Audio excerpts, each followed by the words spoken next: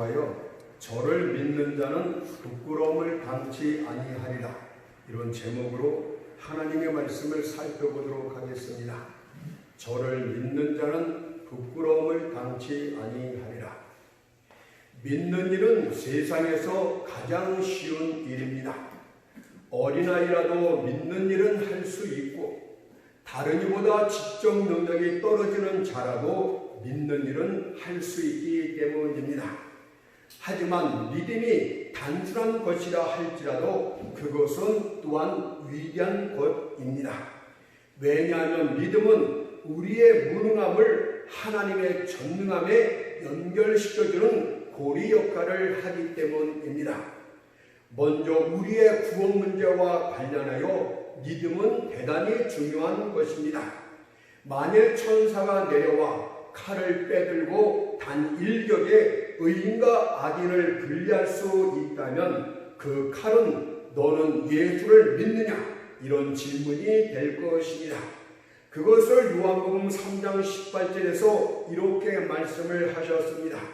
저를 믿는 자는 심판을 받지 아니할 것이요 믿지 아니하는 자는 하나님의 독생자의 이름을 믿지 아니하므로 벌써 심판을 받은 것이니라고 말씀하고 계십니다. 그렇다면 구원에 이르는 믿음은 어떤 믿음입니까? 본문은 그것을 건물에 비유하여 말씀을 하셨습니다. 베드로전서 2장 6절을 보니까 보라 내가 택한 보배롭고 요긴한 모퉁이 돌을 시온에 두노니 저를 믿는 자는 부끄러움을 당치 아니하리라. 사실 이 말씀은 이렇게 기록되어져야 자연스럽습니다. 보라 내가 택한 보배롭고 요긴한 모퉁이 돌을 시온에 두노니 그 위에 올려진 돌마다 흔들림이 없으리라. 이렇게 기록하는 것이 정상줄 믿습니다. 하지만 본문은 그 위에 올려진 돌 대신에 저를 믿는 자라고 표현하고 있습니다. 이것은 믿음의 의미를 가르쳐주고 있는데 모퉁이 돌 대신 그리스도 위에 여러분들의 전 존재를, 여러분들의 육체와 영혼 전체를 올려놓는 상태 자체를 믿음이라고 표현하고 있는 것입니다. 다시 말해서 구원받는 믿음은 자신을 완전히 그리스도께 내어 맡긴 상태를 구원받는 믿음의 특징이라고 말씀하고 계십니다. 자, 그렇다면 여러분들의 믿음은 어떻습니까? 혹시 그리스도를 믿는 믿음과 자신의 행위 사이에 양다리를 걸치고 있지는 않습니까? 만일 그렇다면 오늘 본문의 의거하건대 여러분들이 갖고 있는 믿음은 구원받는 믿음이 못 됩니다. 오직 예수만이 나의 구원의 반석이 되시며 오직 예수만이 나를 죄에서 천국에 이르기까지 이끄시는 분이시며 탕자가 머물던 돼지의 먹이통에서 영감을 받은 영혼들이 춤추며 노래하는 천국의 장치에 이르기까지 인도하시는 분임을 믿는 자가 바로 진짜 구원받은 믿음을 가진 자입니다. 그리고 이 믿음은 머리로 믿는 믿음이 아니고 마음으로 믿는 믿음이라고 분명히 말씀을 하고 계십니다. 이것을 로마서 10장 10절을 보니까 사람이 마음으로 믿어 의에 이르고 라고 말씀하고 있습니다. 여러분들 생각으로 이해하는 믿음이 아니고 사람이 마음으로 믿어 의에 이르고 라고 말씀하고 있지 않습니까? 하지만 이 말씀을 가만히 생각해 보게 되면 우리가 이해할 수가 없게 됩니다. 인간의 불필요한 마음으로는 절대 그리스도를 믿는 사람이 존재하지 않기 때문입니다. 여러분이 태어난 본성을 갖고서는 누구도 예수를 믿을 사람이 없는데 사람이 마음으로 믿어서 의에 이른다고 분명히 말씀하고 있지 않습니까? 인간의 마음은 천성대로 하나님을 사랑하지를 않습니다. 하나님을 찾지도 않습니다. 그것을 로마서 3장 10절 12절에서 이렇게 말씀하셨습니다. 의인은 없나니 하나도 없으며 깨닫는 자도 없고 하나님을 찾는 자도 없고 다 치우쳐 한 가지로 무익하게 되고 선을 행하는 자는 없나니 하나도 없도다. 한 명도 존재하지 않는다고 말씀을 합니다. 그런데 어떻게 인간의 타락한 마음으로 거룩하신 주님을 믿는 믿음을 가질 수 있단 말입니까? 만일 성령께서 그 마음을, 불편한 마음을 새 마음으로 먼저 바꿔주지 않는다면, 성령의 중생 역사가 먼저 역사가 이루어지지 않는다면 누구도 마음으로 예수를 주로 영접할 수 없다는 말씀이 됩니다. 다시 말해서 우리가 참된 믿음을 갖는 것은 하나님의 선물이 되는 것이고, 성령의 중생한 다음에 참된 믿음을 가질 수 있다는 논리가 성립이 되는 것입니다. 그래서 에베소 2장 8절을 보니까 믿음은 너희에게서 난 것이 아니요 하나님의 선물이라고 말씀하고 있는 것입니다. 천성적인 마음을 통해서는 절대 예수를 믿을 수 있는 믿음이 나오지를 않습니다. 성령의 중생한 그 마음으로부터만 참된 믿음이 나온다고 말씀을 합니다. 그렇다면 구원받은 믿음은 예수를 누구라고 믿고 있는 것입니까? 첫째는 그리스도를 하나님으로 믿는 믿음입니다.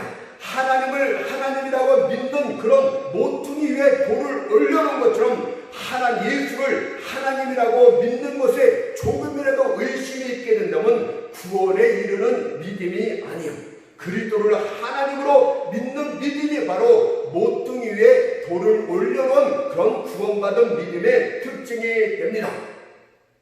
만일 그리스도를 단지 위대한 사람으로만 믿고 그가 하나님이심을 의심하는 자가 있다면 구원받은 믿음이 아닙니다. 과연 하나님 한 분 이외에 누가 감히 모든 사람들의 죄짐을 대신 짊어질 수 있다는 말입니까? 따라서 그리스도가 하나님이심을 조금이라도 의심하는 자는 반석 계신 그분 위에 자신을 올려놓은 자가 아니라 모래 위에 집을 짓는 자와 똑같습니다. 그런 믿음은 시험의 때에 크게 무너지고 실족하고 배반할 것임을 성경이 말씀하고 있습니다. 마태복음 7장 26절 27절의 말씀을 보니까 그 집을 모래 위에 지은 어리석은 사람 같으리니 비가 내리고 창수가 나고 바람이 불어 그 집에 부딪힘에 무너져 그 무너짐이 심하냐. 구원받은 믿음은요, 반석 위에 지은 집과 같아서 아무리 여러분들이 밑바닥까지 떨어진다 할지라도 예수를 하나님으로 예수님이 하나님이심을 의심하는 그런 믿음이 절대 들어오지를 않습니다. 공생의 기간 중에 그분께서 행하신 기적들이 그분의 하나님 되심을 증거해 주었습니다. 오병이어로 5,000명을 배불리 먹이셨던 기적, 귀신들을 뿌리도 내어 쫓으며 귀신들을 통제하셨던 그 능력, 죽은 자를 살리셨던 하나님의 권능, 눈먼 자를 눈을 뜨게 하고 안전뱅이를 일으키시며 문둥병자를 고치며 각양각색의 병을 고치셨던 그 능력, 바람과 파도도 그분께서 잠잠하라 꾸짖으시면 즉시 순종하여 잔잔케 되었던 그 모든 사실들이 그분의 하나님 되심을 명백히 증거하고 있습니다. 뿐만 아니라 성경 기자들 모두가 그분이 하나님 되심을 증거하고 있습니다.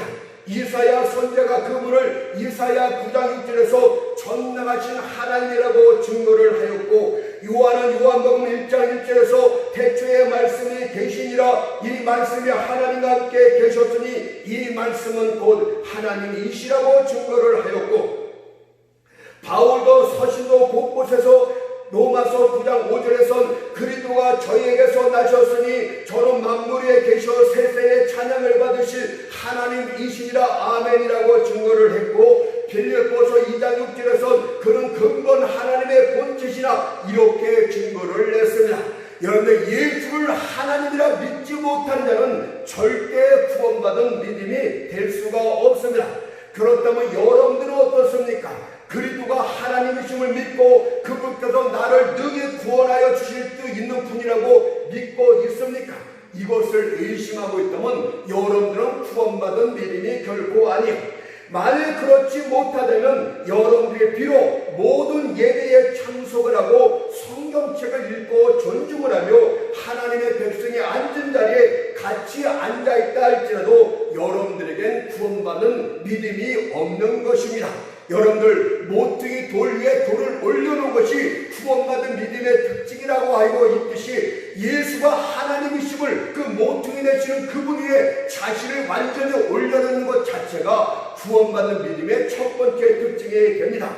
두 번째는 그리스도를 구세주로 완전히 받아들이는 것 자체가 구원받은 믿음의 특징입니다. 만일 예수 그리스도를 위대한 속죄제물로 믿지 않는다면 비록 그를 하나님으로 믿는다 할지라도 구원받을 수가 없습니다. 왜냐하면 예수 그리스도를 구세주로 믿고 있다는 것은 그분께서 나의 죄를 위하여 대신 피 흘려 죽으셨다는 사실을 믿는 것이기 때문입니다.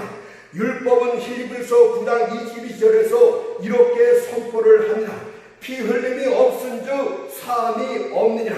때문에 그리스도께서 구세주가 되시기 위해선 그분은 하나님이시지만 사람으로 되어 오셔서 반드시 피 흘려 죽으셔야만 합니다. 왜냐하면 하나님은 절대 죽으실 수 없는 영원하신 분이기 때문입니다. 따라서 구세주로 그분을 영접했다는 것은 그분을 하나님으로만 믿는 것이 아니라 하나님 대신 그분께서 사람이 되어 오셨고 속죄제물로서 피 흘려 죽으시기 위해서 나의 죄 때문에 죽으셨다는 사실을 믿는 것 자체가 바로 구세주로 영접하는 믿음이 됩니다. 이를 위해서 율법 아래에서는 상징적인 속죄제사가 계속 있어 왔습니다.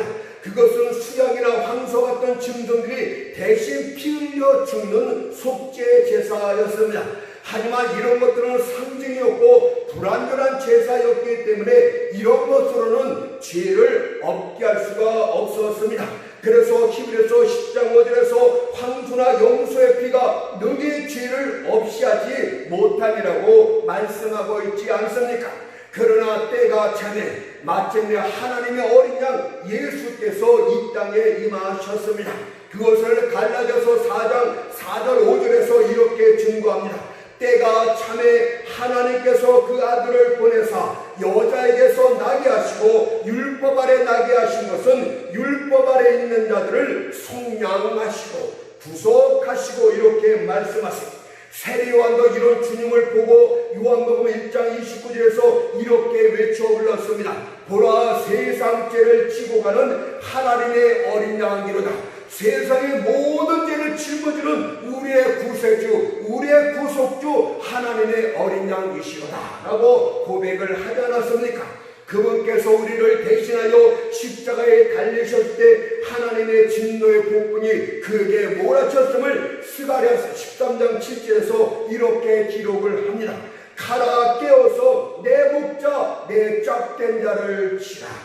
마침내 그분께서 십자가의 제단 위에서 자기 자신을 단번에 속죄제물로 드리심으로 우리를 위한 대속사건을 완성하셨습니다. 그것을 히브리서 9장 28절에서 그리스도도 많은 사람의 죄를 담당하시려고 단번에 들으신 바 되셨고 하고 증거하고 있지 않습니까?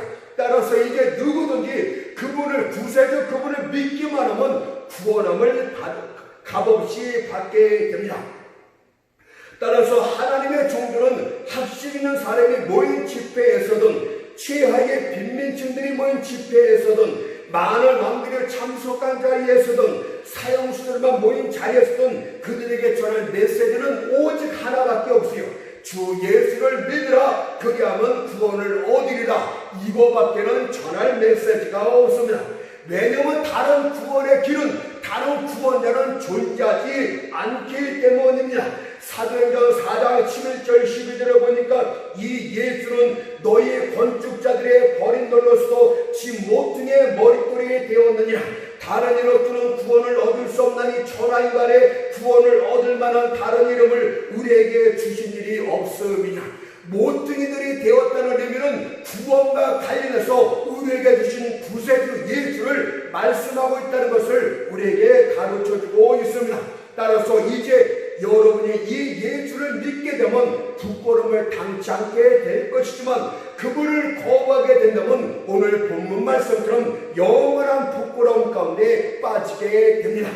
먼저 저를 믿지 않는 자는 부끄러움을 당케 될 것이라는 말씀을 살펴보겠습니다. 하나님은 우리를 지으신 창조주이십니다. 때문에 그의 창조물인 우리들은 그의 율법을 지킬 의무가 있습니다. 하지만 우리는 율법을 거부했고 하나님께 등까지 돌렸습니다. 그러나 하나님께서는 은혜와 사랑 가운데서 우리에게 율법 대신 또 다른 선물, 복음을 우리에게 주셨습니다. 하나님의 복음은 범죄한 인생들에게 이렇게 말씀하는 내용이 됩니다. 나의 창조물인 인생들아, 너희는 나의 율법을 어겼고 내게 사악히 행하였느니라. 때문에 나는 그 죄에 대하여 반드시 징벌을 하겠노라. 만일 그렇지 않으면 나는 공의의 심판자가 아니니라. 그러나 나는 공의를 조금 더 손상치 않고 너희들을 값없이 용서해줄 구원 방법을 마련하였노라. 그것은 내 아들 예수가 너희 죄를 대신하여 형벌을 받게 될 것이고 너희는 내 아들 예수를 믿기만 하면 값없이 의롭을 받는 이것이니라고 선포한 것이 바로 복음입니다. 그것을 갈라디아서 2장 16절에서 말씀하기를 사람이 의롭게 되는 것은 율법의 행위에서 난 것이 아니요 오직 예수 그리스도를 믿음으로 말미암는 줄 아는 거로 우리도 그리스도 예수를 믿나니 이는 우리가 율법의 행위에서 아니고 그리스도를 믿음으로써 의롭다함을 얻으려 함이라. 율법의 행위로는 의롭다함을 얻을 육체가 없느니라. 때문에 사람들이 이 복음을 받아들이지 않는다면 그것은 하나님의 특별한 은혜를 거절한 자가 됩니다. 그리고 거역과 모든 자들은 불신앙에 대한 심판을 받을 것임을 성경에 말씀을 하셨습니다. 사람들은 예수 안에서 하나님의 은혜를 받아들이든지 아니면 예수 밖에서 정죄를 받든지 둘 중 하나를 선택해야 됩니다. 하나님께서 보내신 그리스도를 믿어 하나님과 화평의 관계를 맺든지 아니면 하나님을 멀리 떠나 영원한 저주를 받든지 둘 중 하나를 선택해야 됩니다. 그러나 불신앙 자들은 이렇게 하나님께 반역하는 것과 똑같습니다. 내가 그리스도를 믿어 그리스도인이 되느니 차라리 지옥에 떨어지겠다. 이렇게 반역하는 것과 똑같습니다. 그들은 나는 당신의 자비를 원치 않소. 난 당신에게 용서를 요청하지 않겠소. 나는 내 마음대로 살 것이오. 라고 하나님을 대적하는 자와 똑같습니다. 따라서 그리스도에 대한 거절은 하나님 아버지께 대한 모욕이며 하나님의 무한한 사랑을 거절한 반역죄가 됩니다.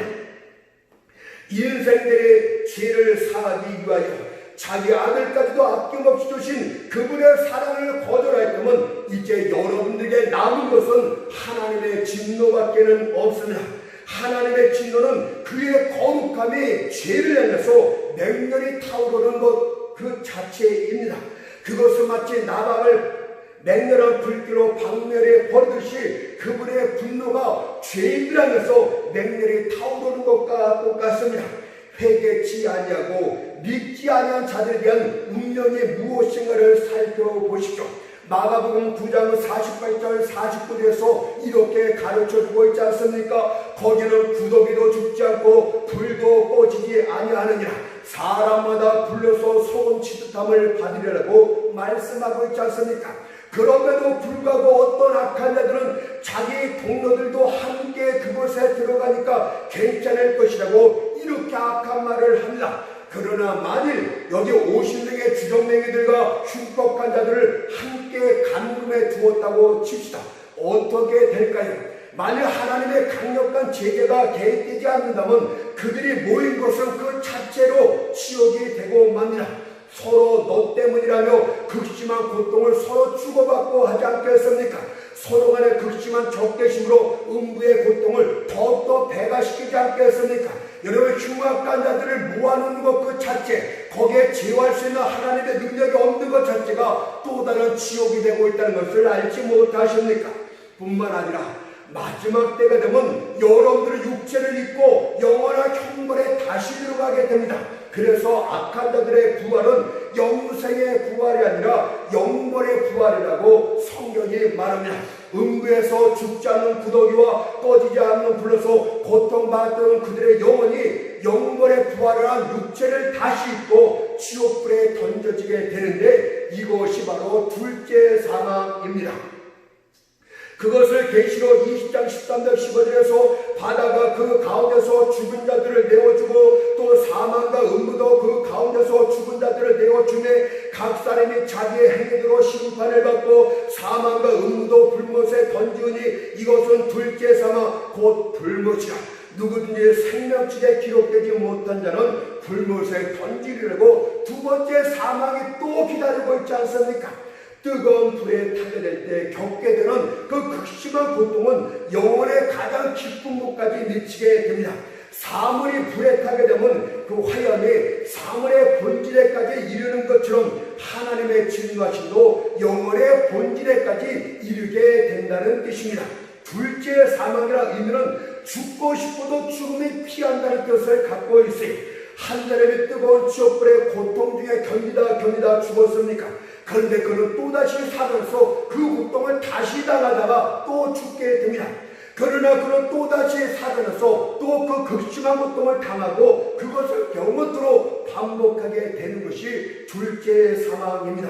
이것이 바로 저를 믿지 아니하는 자는 부끄러움을 당게 될 것이라는 본문 내용이 되겠습니다. 그렇다면 이와는 반대로 저를 믿는 자는 부끄러움을 당치 아니라는 말씀이 될 줄 믿습니다. 이것은 우리들이 이 땅에서 죽는 날 그 즉시 천사들에 의해서 받들림을 받아 여러분의 영혼은 낙원에 이르게 될 것입니다. 거짓 나사로를 살펴보면 됩니다. 누가복음 16장 22절에 보니까 이에 그 거지가 죽어 천사들에게 받들려 아브라함의 품에 들어가고 아브라함의 품에 들어갈 때는 믿음의 자녀였다 이런 뜻을 가르쳐주고 있는 것입니다. 나사로가 낙원에 들어간 것은 그가 고난을 받았기 때문도 가난하게 살았기 때문도 아니었습니다.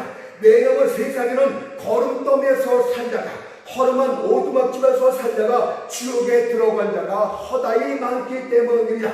그러니 가난과 고통 중에 살았기 때문에 죽어서 보상을 받을 것이란 어리석은 말은 일체하지 마시죠. 거짓 나사로가 천국에 들어간 것은 예수를 믿었기 때문에 믿음의 조상 아브라함 품에 안기게 된 것입니다. 그 반대로 부자가 음부에 떨어진 것은 그가 부유하기 때문에 잘 살았기 때문에 그런 것이 아닙니다. 그의 자세롭고 좋은 것은 절대 해가 될 수가 없어요.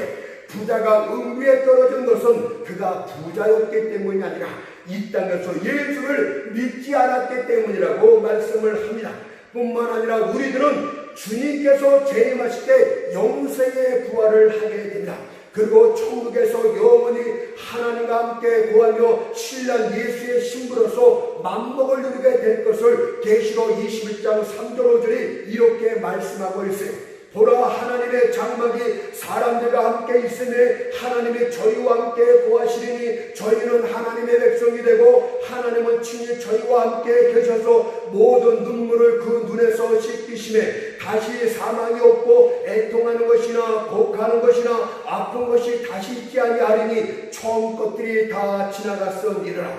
보좌에 앉으시니가 가라사대 보라 내가 만물을 새롭게 하리라 라고 말씀하고 있어요.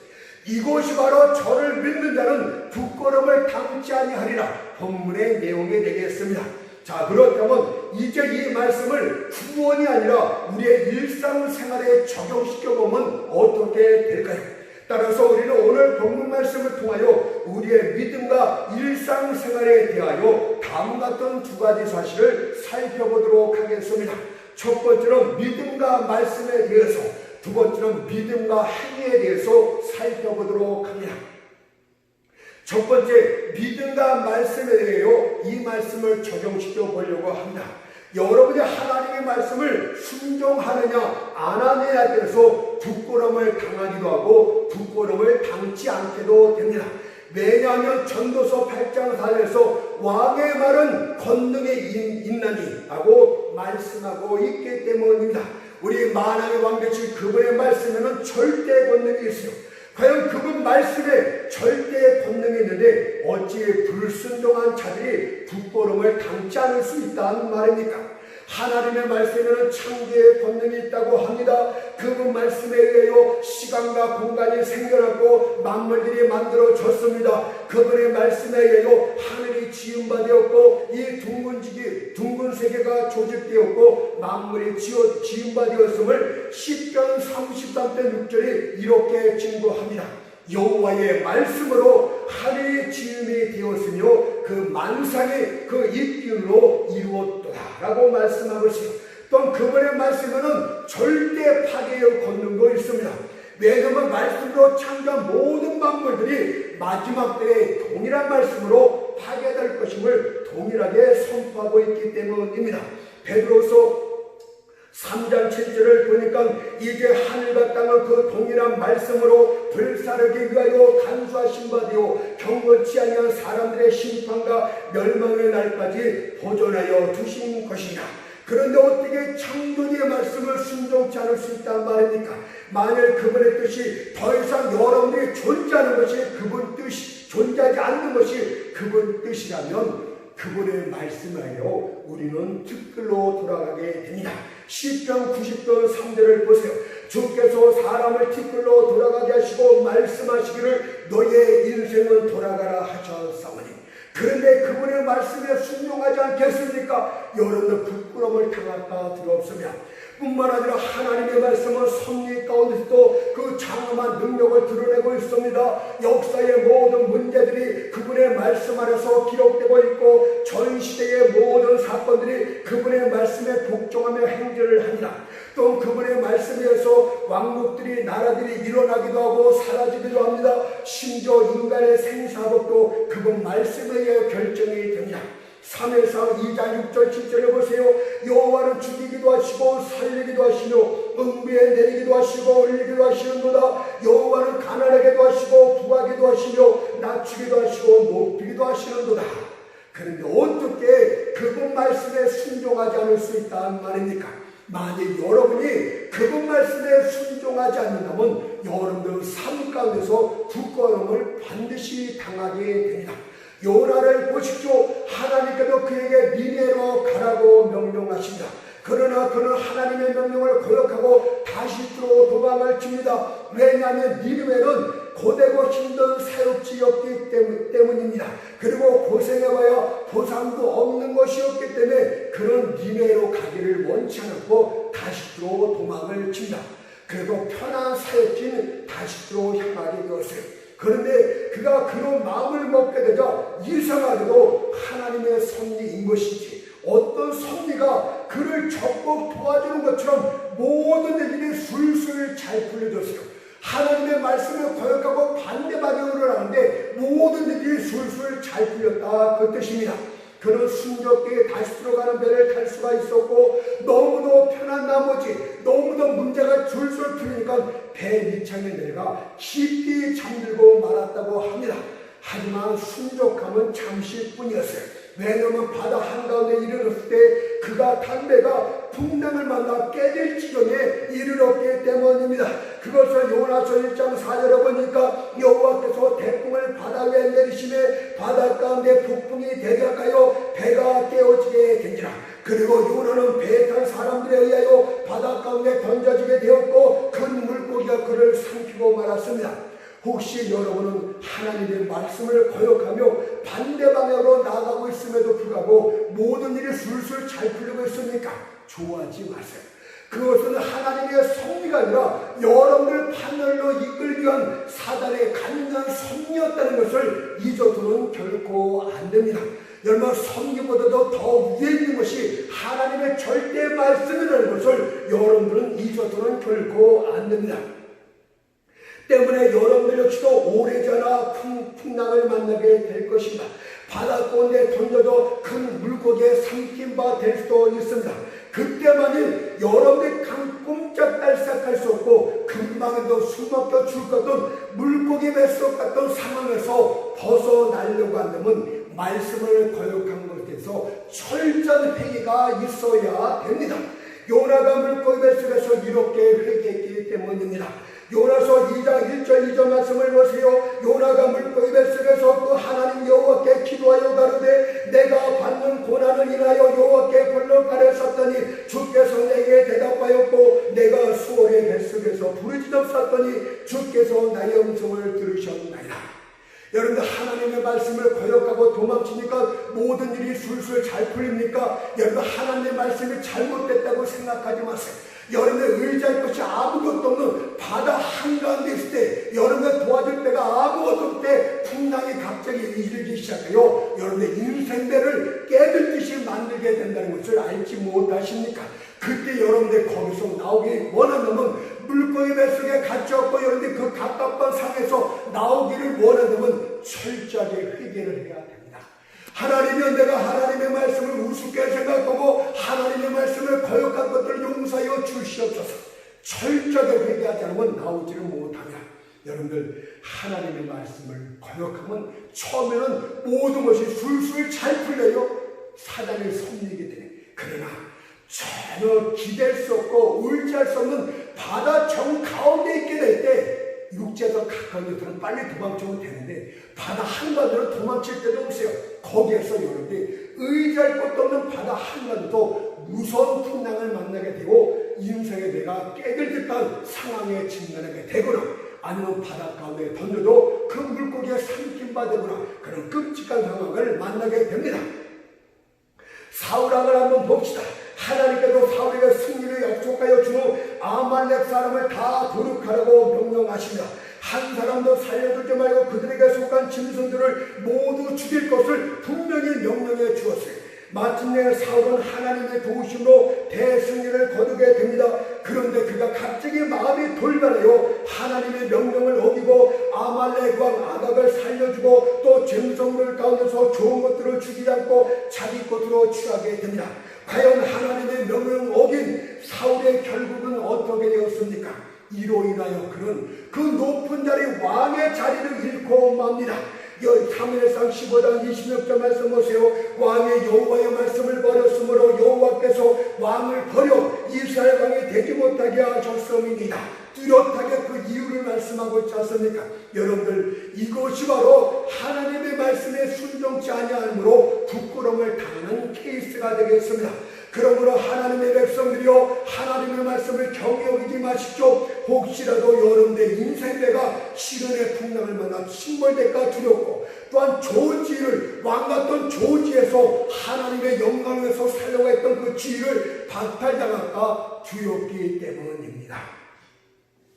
그러나 반대로 만약 여러분들 하나님의 말씀에 온전히 순종하게 되면 부끄러움을 당치 않는 정도가 아니라 그거 좋은 일들이 많이 있게 될 것이라고 성경은 말합니다.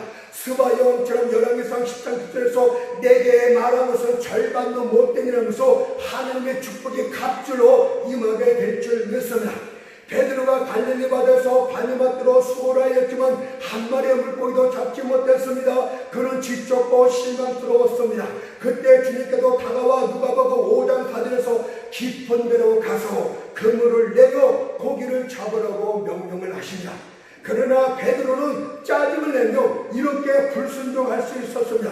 선생이요, 나는 갈릴리 바다에서 잔뼈가 굵은 경험 많은 어국입니다. 그러나 내가 밤이 맞도록 그물 내려 수고하였지만 얻은 것이 없었나이다. 그런데 이 밝은 대낮에 물고기들이 다 숨어버린 이 대낮에 그물을 내리다니 그것이 말이 됩니까? 내 경험상 그것은 소용없는 짓거리입니다. 그러니 당신의 말에 순종하지 않겠소? 라고 얼마든지 할 수 있었습니다. 그러나 베드로는 그렇게 하지 않고 말씀에 순종하여 다시 한번 힘차게 그물을 던졌습니다. 그 결과 그물이 찢어질 만큼 많은 물고기가 잡혔다고 합니다. 그것을 누가복음 5장 5절 6절에서 선생이여 우리들이 밤이 맞들어 수고하였을 때 얻은 것이 없지만은 말씀에 의지하여 내가 그물을 내리다 하고 그리한 주 고기를 내온 것이 심히 많아 그물이 찢어지는지라. 이것이 하나님의 말씀에 순종하는 자가 부끄러움을 당치 않고 도리어 큰 복을 받게 되는 이유가 되겠습니다. 그러니 하나님의 말씀 앞에서 어리석게 자신의 경험에 어떠느니 자기의 판단을 무능하면서 불신앙적인 태도를 보이지 마세요. 그러면 여러분들은 항상 빈 그물만 거두는 그런 초라한 자로 전락하고 맙니다. 또 하나는 가나의 혼인잔치를 보도록 하시라. 주인이 혼인잔치에서 포도주를 충분히 준비하였지만은 한 주, 두 주 동안에 계속되는 잔치로 인해서 또 예상밖에 많은 손님들로 인해서 포도주가 동인하고 말았습니다. 예수의 어머니 마리아는 이 일을 해결할 분이 예수님 한 분뿐임을 아셨기에 하인들에게 이렇게 당부를 합니다. 요한복음 2장 5절 말씀 보니까 너희에게 무슨 말씀을 하시든지 그렇게 하라. 여러분들 위급한 상황이 있을 땐 주님이 무슨 말씀을 하시든지 그대로 하는 것이 복받는 방법입니다.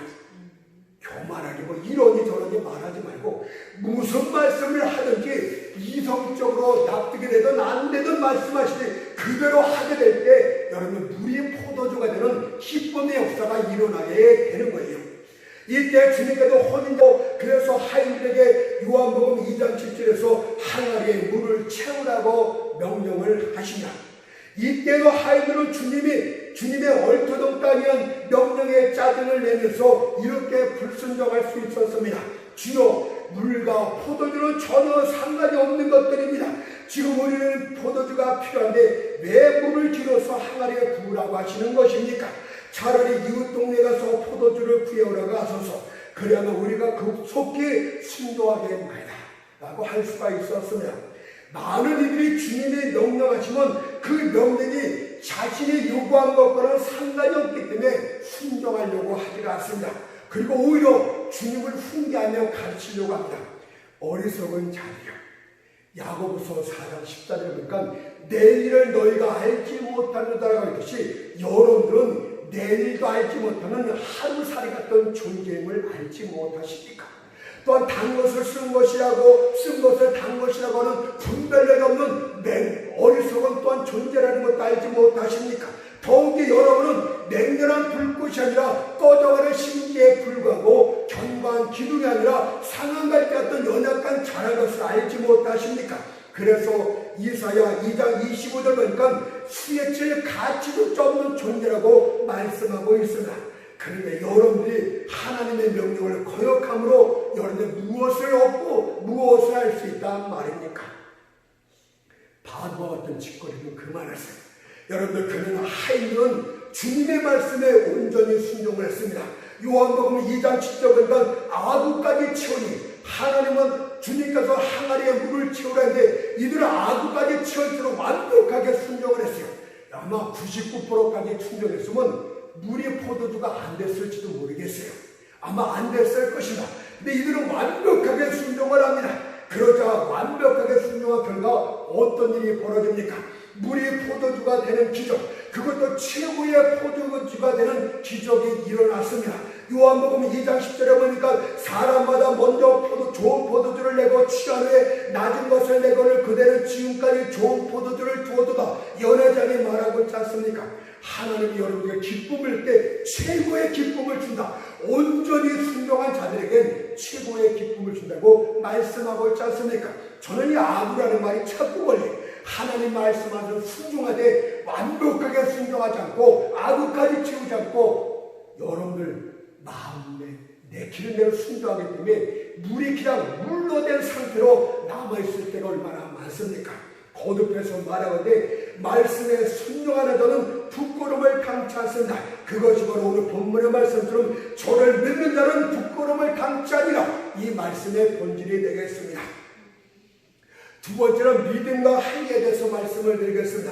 사람들은 각기 자기 행위대로 보응을 받게 됩니다.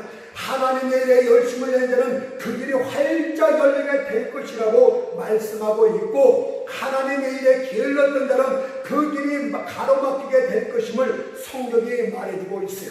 한 사람은 부끄러움을 당치 않게 되고 한 사람은 부끄러움을 당한다 이 뜻입니다. 잠언서 15장 19절 말씀 보니까 게으른 자의 길은 가시울타리 같으나 정직한 자의 길은 대로원이라고 말씀하고 있어요. 여러분의 인생길이 가시울타리가 아니라 대로가 되기를 축원드립니다. 게으른 자의 반대는 부지런한 자인데 본문은 정직한 자라고 말하고 있습니다. 이것은 비록 어떤 사람이 부지런하고 활력이 넘치게 일한다 할지라도 그것이 하나님의 일이 아니라 자기의 이기적인 일이라면 대로가 되지 않는다는 뜻이에요. 얼마든지 우리는 그런 사람들을 봅니다. 밤낮으로 수고하고 애를 쓸 때만 형편이 나오지 않는 자들이 세상에는 너무도 많아요. 왜냐하면 하나님의 일이 아니고 이기적인 자기 자신의 일만 그렇게 하기 때문이다. 실제로 성경도 10편 127편 2절을 보세요. 너희가 일찍이 일어나고 늦게 누우며 수구의 떡을 먹음이 어떻다? 헛되도다.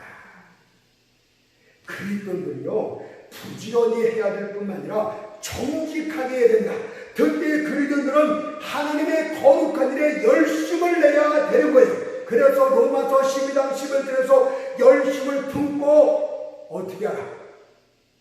여러분들 사업에 전념하라? 주를 섬기라. 하나님의 최선을 다하는 것은 여러분이 하나님이 대로처럼 활짝 열리게 되는 이 공식을 왜 모르십니까?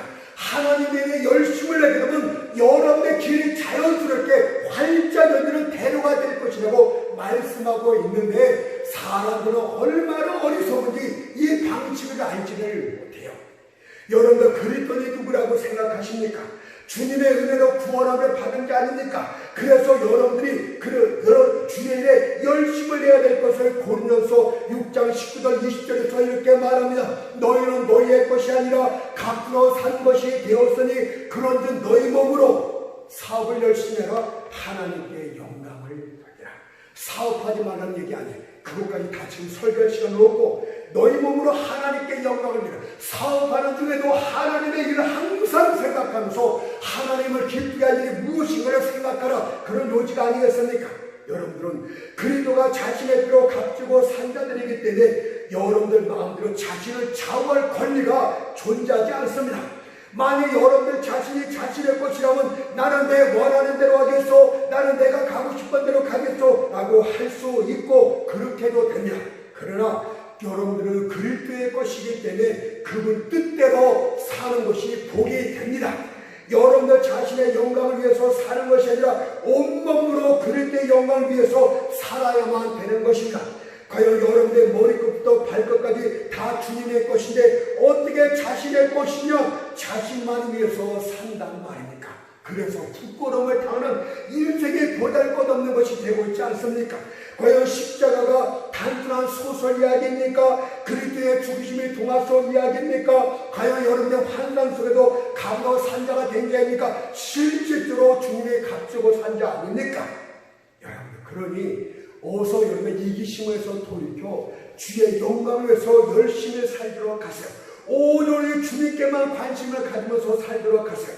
그렇게 할 때 부끄러움을 당치 않게 될 줄 믿습니다. 그렇다면 먼저 게으른 자들, 하나님의 일에 게으른 자들은 부끄러움을 당하게 될 것임을 말씀을 드리겠습니다. 잠언서 14장 14절에 보세요. 마음에 패려한 자는 자기 행위로 보응이 만족하겠고, 여기 패려하다는 말은 뒤로 미끄러졌다 이런 뜻 아닙니까? 그리스도인들의 삶은 마치 얼음산을 올라가는 것과 똑같습니다.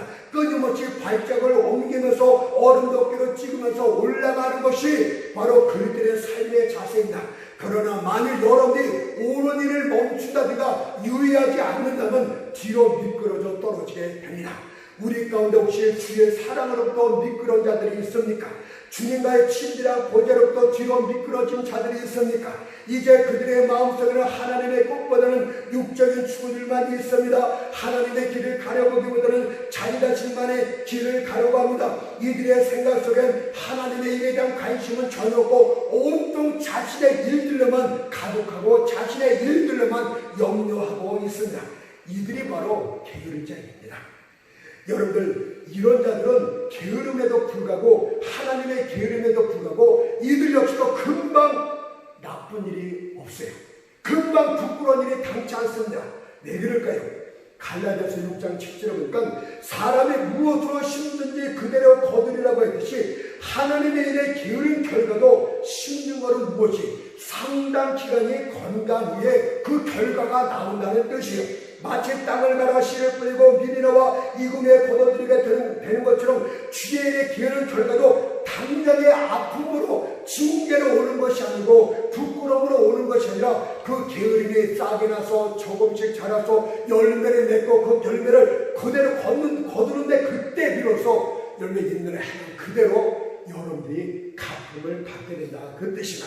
그래서 게으른 여러분들은 부에서 가난함으로, 건강에서 질병으로, 빛에서 어둠으로, 자유에서 속박으로 떨어지게 됩니다. 하나님이여, 나는 하나님께 잘못한 것이 없는데 왜 그렇습니까? 오늘만 보지 마세요. 거룩한 이 게으름도 사람이 무엇으로 심든지 게으름으로 심어도 그대로 거둔다고 말하고 있듯이 훗날 여러분들 그 대가를 그대로 받게 됩니다.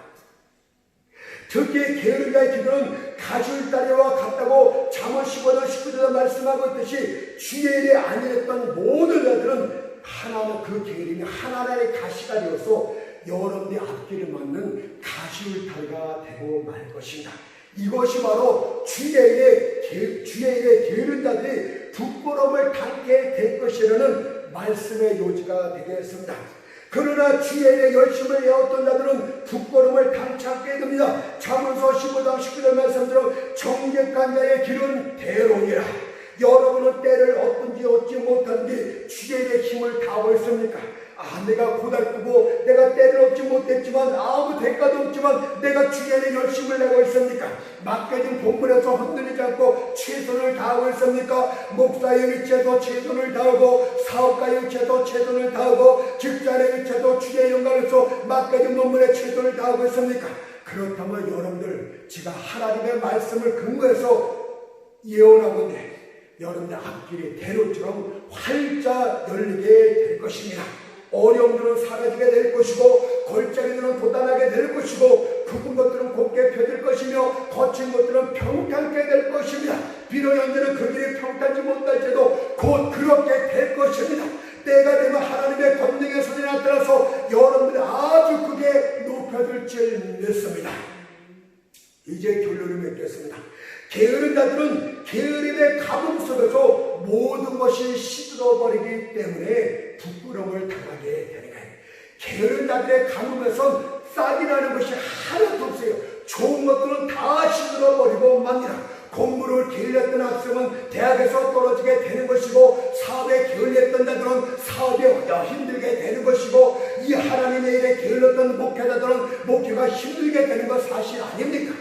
여러분들, 그러나 때를 얻든가 얻지 못하든가 주의 손을 담으면 여러분들은 바라던 것을 반드시 얻게 됩니다.